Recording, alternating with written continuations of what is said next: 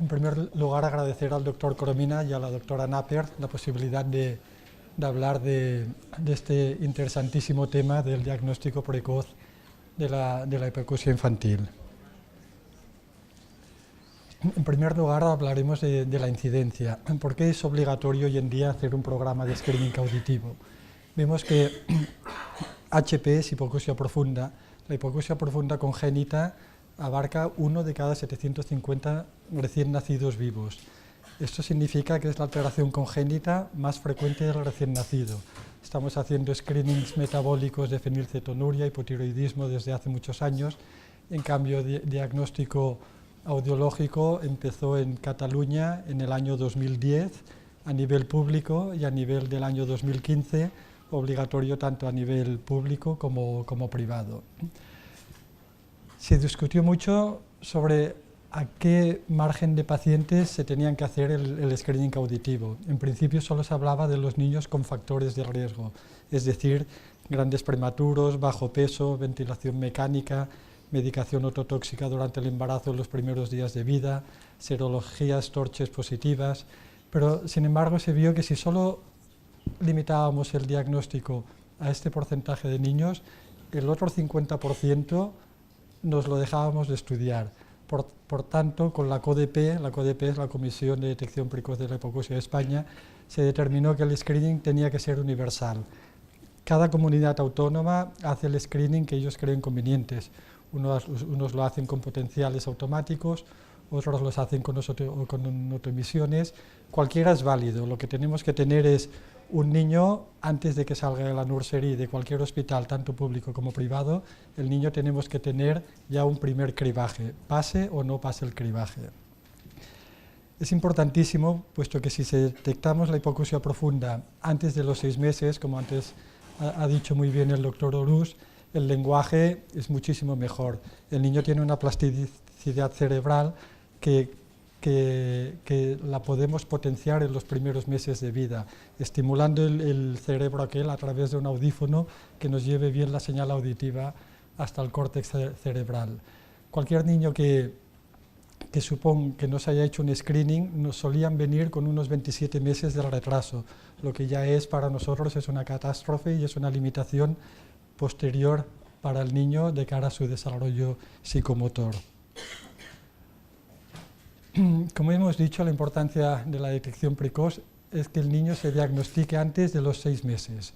El diagnóstico primero lo tenemos que hacer, el niño tiene que estar diagnosticado a los 3 y a los 6 tenemos que tener el diagnóstico definitivo. Tenemos que saber en qué frecuencias falla y el grado de pérdida auditiva que tiene el niño. Cualquier atraso a partir de los 6 meses ya es una limitación grande para el niño. Si lo detectamos antes de los 2 años, como decimos, es una catástrofe. Si hacemos un diagnóstico tardío, veremos todos los problemas que conllevan. Una restricción en la comunicación oral, una dificultad en el aprendizaje, los niños no se expresan también a nivel del pensamiento abstracto, hay una desigualdad educativa y laboral a nivel posterior y esto provoca un aislamiento social a nivel escolar y a nivel de adultos ya.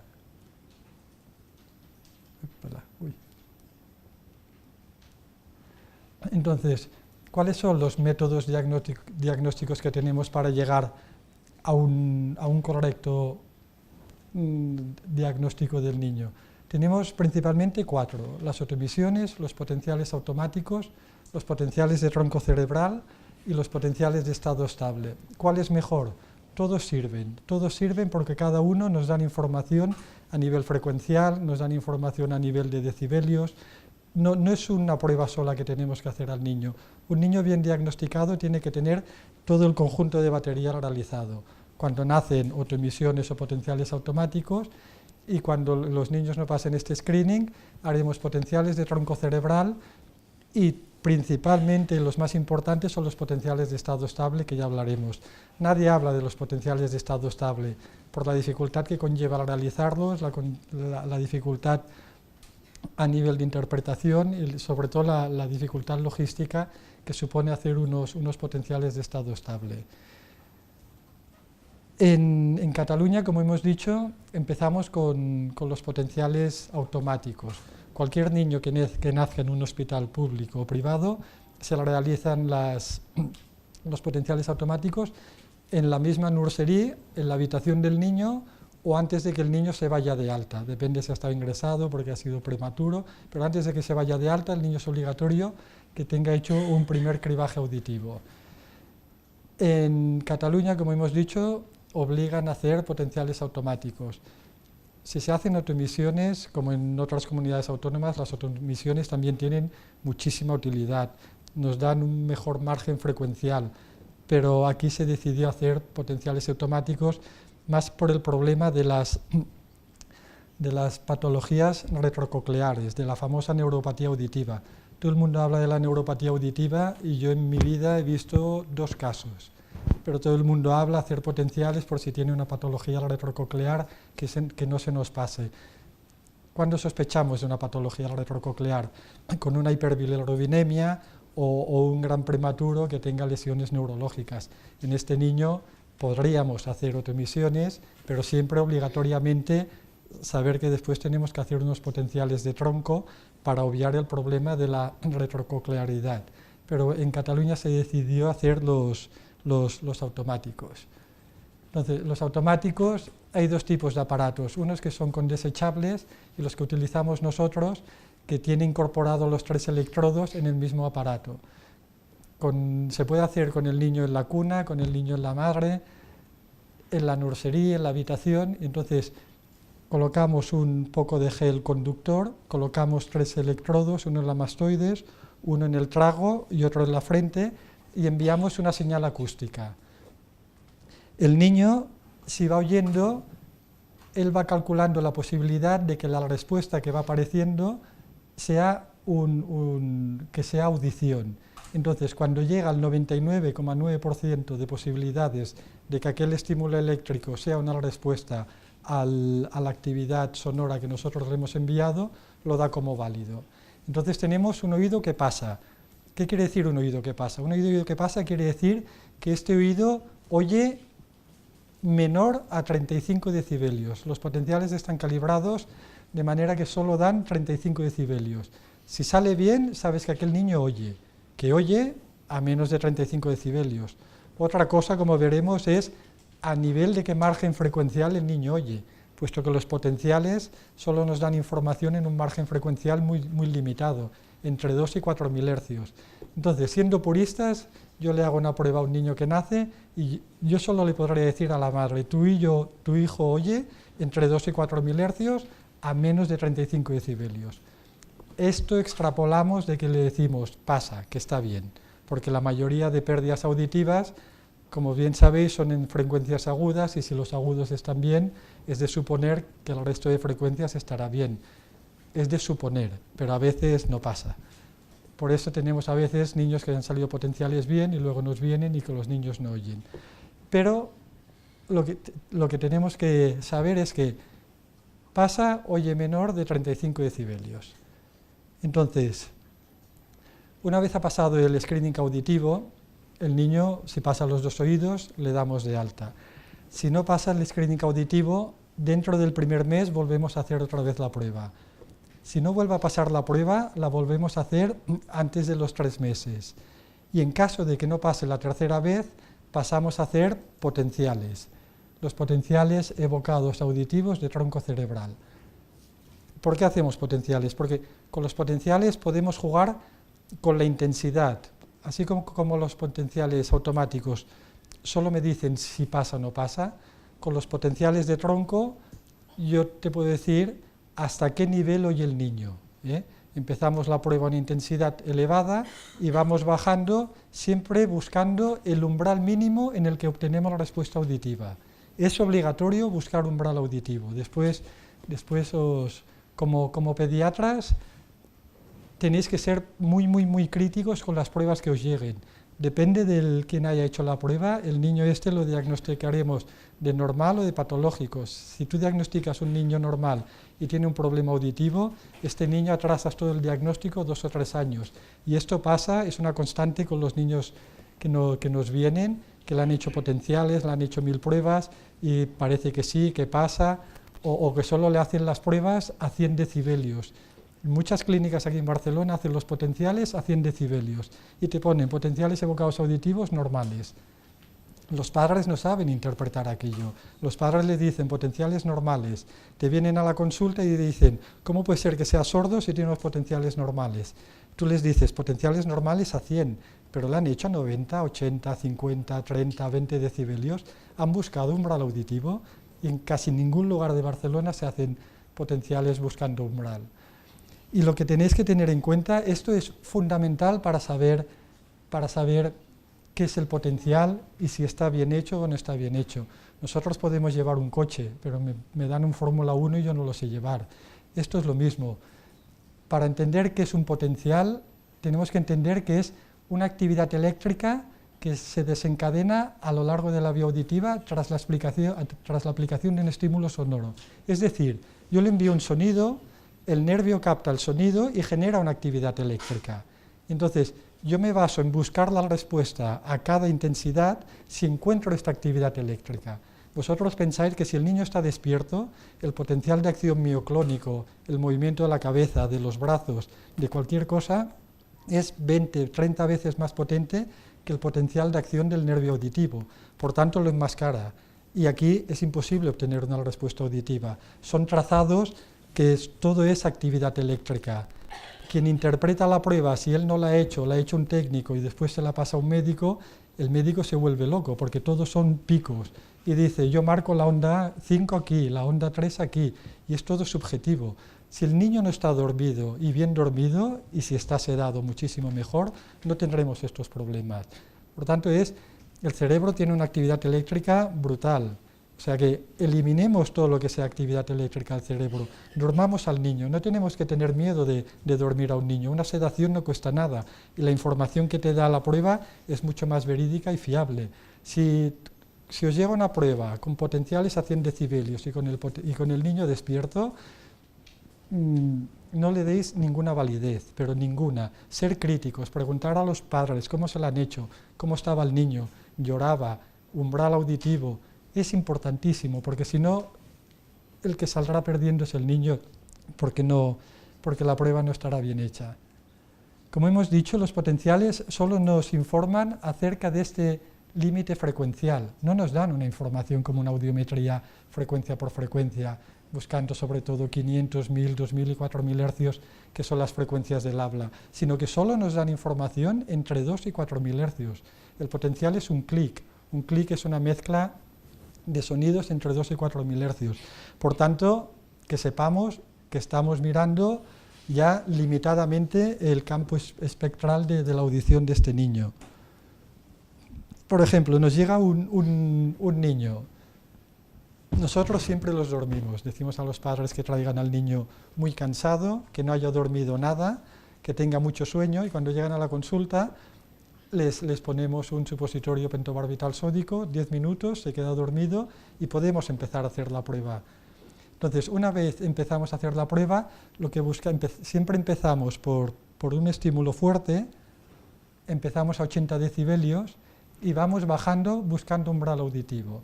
Entonces, empezamos a 80 y vamos buscando las distintas ondas. La onda 1 es coclear y la onda 5 es el tubérculo cuadrigémino inferior, a nivel del tronco cerebral. Para estar más seguro, hacemos 2 pasadas en cada intensidad. Yo veo que aquí identifico, este sale del libro, identifico la 1, la 2, la 3, la 4 y la 5, digo, vale, está bien, oído derecho rojo. Paso a 50, identifico la onda 1, la 3 y la 5, perfecto. Baja 80. Cuando bajas de intensidad, aumenta la latencia y pierdes muchas veces las ondas, sobre todo la 1. La 5 no la podemos perder, porque si perdemos la 5 es la que nos dirá si oye o no oye. Onda 5 a 30 decibelios, perfecto. Oído izquierdo también, 80, 50, 30, sale perfecto. Tenemos umbral auditivo, sale perfecto. Como pediatras, es importante ver el trazado. Si veis un trazado que las líneas se correlacionan, que no hay muchos picos ni valles, de que las dos curvas se superponen, es de pensar que el niño está completamente dormido y será muy fiable. Otra cosa es valorar latencias. Las latencias nos sirven para saber cómo estaría el oído medio de este niño. Por ejemplo, aquí tenemos una latencia de 1,55, que es normal. Si tuviera una latencia de 2, de 2,5, yo ya sabría que aquel niño tiene moco, porque la primera onda me tarda más en llegar. Entonces, si tiene moco, ya el umbral sube, porque ya el moco te da en el oído medio 30-40 decibelios de pérdida. Es importantísimo hacer los potenciales sin moco en el oído medio. En cualquier niño con sospecha de hipoacusia, el retraso del habla, que el niño va mal, tiene moco, poner unos drenajes. Ponemos los drenajes y hacemos la prueba. Porque hacer la prueba con moco en el oído, nunca sabrás cuánto es la pérdida del nervio y qué añadido nos da el moco que tiene en el oído medio. Entonces aquí por latencias yo ya sé que es normal, la onda 5, también hay unos parámetros de normalidad del intervalo 1-5, es completamente normal. Y otra cosa es la curva latencia-intensidad, que estos son los parámetros de normalidad de la onda 1, de la onda 3 y de la onda 5. Si están normales es que el oído está normal, si estuviera por encima quiere decir que hay algo que atrasa que la respuesta llegue y sería un patrón de tipo transmisivo. Pero, por ejemplo, ¿qué pasaría? Esto es un caso verídico que tuvimos aquí en la consulta. Nace un niño, antecedentes familiares de sordera. En este caso le hacemos dos pruebas. Decimos, hacemos otomisiones acústicas, un aparato que teníamos en prueba, que este tipo de otomisiones son lo que llamamos productos de distorsión. En productos de distorsión vemos aquí a 5.000 pasa, a 4.000 pasa, a 3.000 pasa, a 2.000 pasa. Perfecto. Otro oído izquierdo, pasa a 5.000, 4.000, 3.000 y 2.000, pasa, el niño está perfecto. Antecedentes familiares, venga, te hacemos potenciales, salen del libro, onda 1, 5, intervalo perfecto, las latencias perfectas, la onda 1 sale donde toca, no hay nada de moco, umbral 20 decibelios, si tuviera moco en vez de 20 decibelios está claro que ya subiría a 40 o 50 decibelios, ya no tenemos un umbral normal. Y decimos, ni otomisiones normales, potenciales normales, el niño oye perfecto. Al cabo de un año la madre nos viene, el niño me parece que no oye. Volvemos a hacer las pruebas, todo perfecto. 1 año, 2 años, 3 años, la madre insistiendo, el niño no oye. 3 años y medio, el niño colabora, hacemos una audiometría. Hacemos la audiometría y nos encontramos esto. ¿Qué pasa? Que los potenciales tienen una limitación frecuencial. Los potenciales nos miran aquí, entre 2 y 4.000 hercios. Entre 2 y 4.000 hercios. Si yo promedio esto, me sale normal. En cambio, el resto de frecuencias está fatal. Este niño necesita audífonos. Por eso la madre decía, insistía, este niño no oye, por esta limitación frecuencial que tienen los potenciales. Por tanto, que no todo vaya a misa. Unos potenciales normales, el niño oye. Hacemos un seguimiento. No podemos decir que todo está perfecto, porque aquí tenemos dos pruebas perfectas y vemos que después el niño no oye. Esta es la típica sordera familiar en U, que son curvas en U, que es la típica de muchas familias tienen este tipo de curvas auditivas. Entonces, por esto estamos limitados frecuencialmente con los potenciales y esto es importantísimo que lo sepáis. La gente dice el potencial es el gold estándar. El gold estándar entre comillas, y hay que saber de interpretarlo. Entonces, ¿por qué surgen los potenciales de estado estable? Los potenciales de estado estable surgen de la necesidad de poder determinar la audición en cada una de las frecuencias. Esto es una maravilla, esto es el mejor descubrimiento audiológico en los últimos 100 años. Nosotros podemos decir a un niño en qué frecuencias oye y en qué grado oye en cada una de las frecuencias. Esto es una maravilla. Ahora, si con los potenciales de tronco el niño tiene que estar dormido y sedado, aquí prácticamente tiene que estar muerto. No se tiene que mover nada. No, nosotros buscamos variaciones dentro del trazado del electroencefalograma que nos digan que estas variaciones es una respuesta eléctrica a un estímulo acústico que nosotros hemos dado. O sea que estamos hablando que dentro del electroencefalograma encontrar pequeños picos y estos picos son los que nos dicen si hay una audición.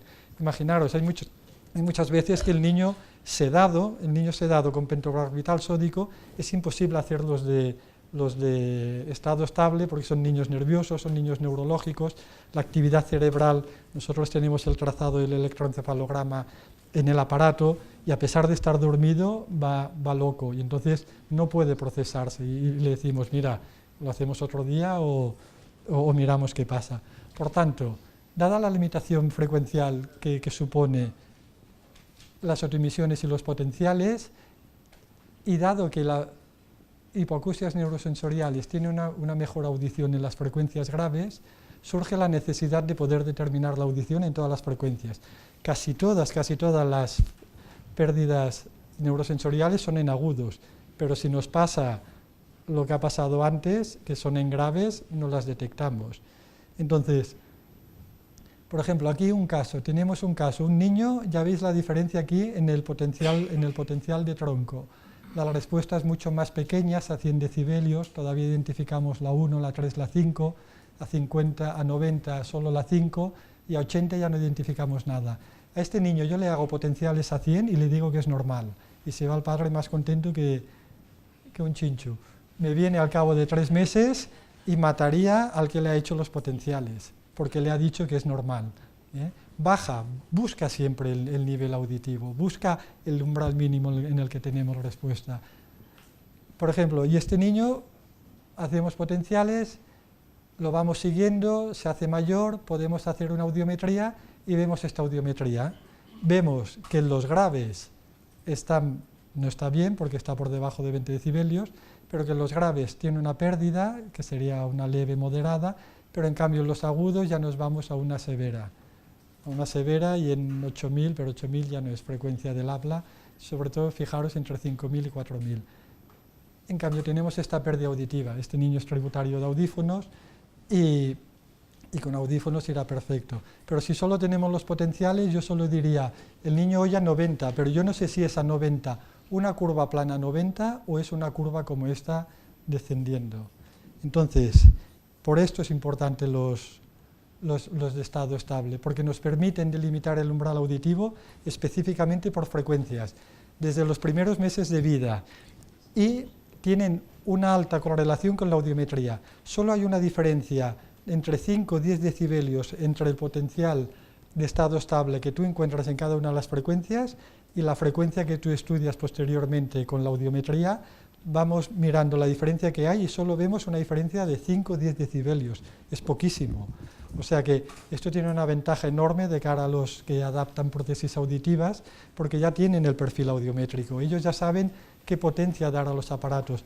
Al niño de antes, si yo le doy una potencia de todo de 90 decibelios, volveré al loco al niño, porque en los graves oye y aquí le molestaría mucho. En cambio, si yo tengo ya esta curva perfilada, en los graves le doy menos ganancia y en los agudos le doy mucha más. Por tanto, el niño, su respuesta a los audífonos será impresionante. Por ejemplo, los potenciales de estado estable son complicados de explicarlos a nivel técnico. Yo solo os diré que lo que hacemos es buscar a 500, a 1000, a 2000 y a 4000 hercios el nivel mínimo en el que yo obtengo una respuesta. Esto está basado, sí, en un análisis estadístico, en un algoritmo que nos dicen si hay o no la respuesta. Por ejemplo, en este niño yo voy mirando frecuencia por frecuencia y después veo, le clico en el aparato a un lugar donde pone valórame la audiometría y él automáticamente me dice la audiometría de este niño con estos umbrales es esta. Yo sé que es normal, sé que es un niño normal en todas las frecuencias. Otro caso, por ejemplo, este niño tenía unos potenciales de estado estable que veo que en los graves está mejor y en los agudos mal. Cuando puedo hacer una audiometría, los niños con pérdidas auditivas los vamos siguiendo, cuando le puedo hacer una audiometría me sale clavada al potencial de estado estable. Por tanto, si yo ya aplico un audífono en la primera prueba, es un niño de 2 años que no le puedo hacer una audiometría, yo le digo, tú ponte aparatos con esta intensidad.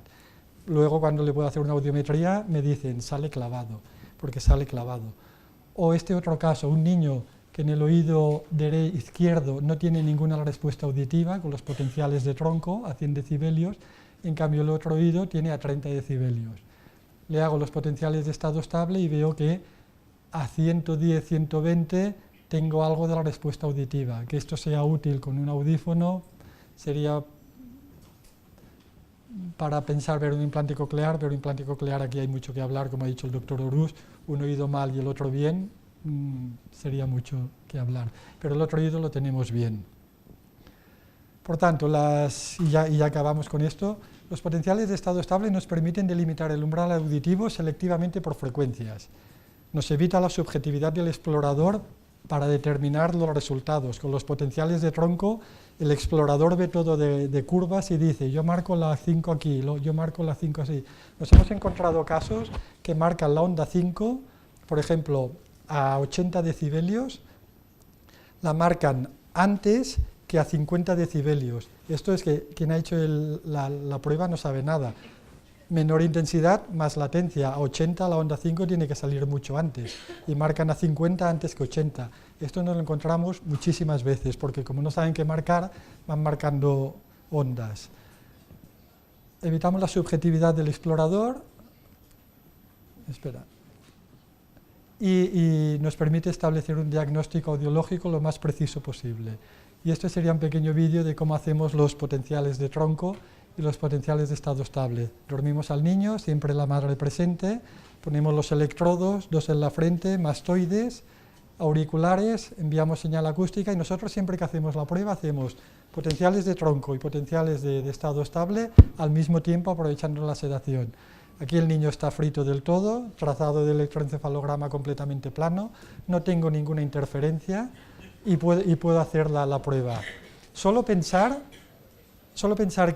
que la camilla esta va con motor, tiene un enchufe para subir y bajar. Si yo hago la prueba con el motor parado, pero solo el enchufe enchufado, me crea un bucle magnético que no puedo hacer la prueba.